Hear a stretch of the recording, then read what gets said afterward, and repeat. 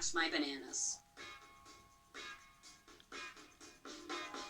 I'm using 3 large bananas, and I've noticed some recipes will say, oh, use 3 bananas, use 4 bananas, use 2 bananas, but it really depends on the size of the banana. So I've narrowed it down to a total of 1.5 to 1 3/4 cups of mashed banana. Perfect. I'll put that into my larger bowl. I've got 6 tablespoons of unsalted butter that I've melted. It's still a little warm, and that's absolutely fine. What I love about this banana bread recipe is essentially you're doing it in one bowl. Banana bread's supposed to be easy to make. I've gone through extensive testing to make sure this banana bread is the perfect recipe. And I tried it using soft unsalted butter, using vegetable oil, and using melted butter. And I find by far I get the best taste and texture using the melted butter. Now I'll add 1/2 cup of granulated sugar and 1/2 cup of light brown sugar.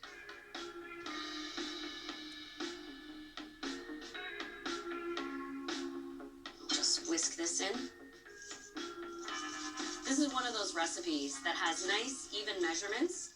So after you've made it a couple of times, you won't even have to refer to the recipe. You'll just know it off by heart. A single egg and a teaspoon of vanilla.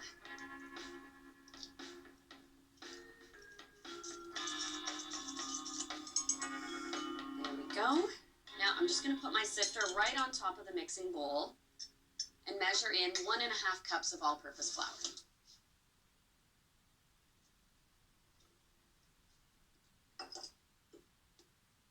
I need a teaspoon of baking soda,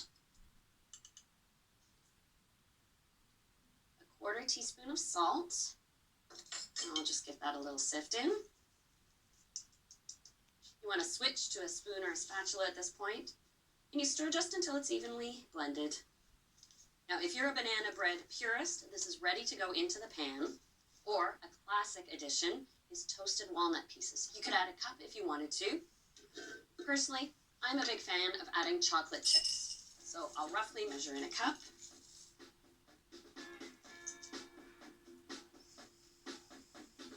I've got a greased loaf pan, and just scrape the batter right in. This is ready for the oven, which I've preheated to 350. And here's the sweet torture. You have to let this bake for 1 hour and 15 minutes. But believe me, it smells delicious every minute.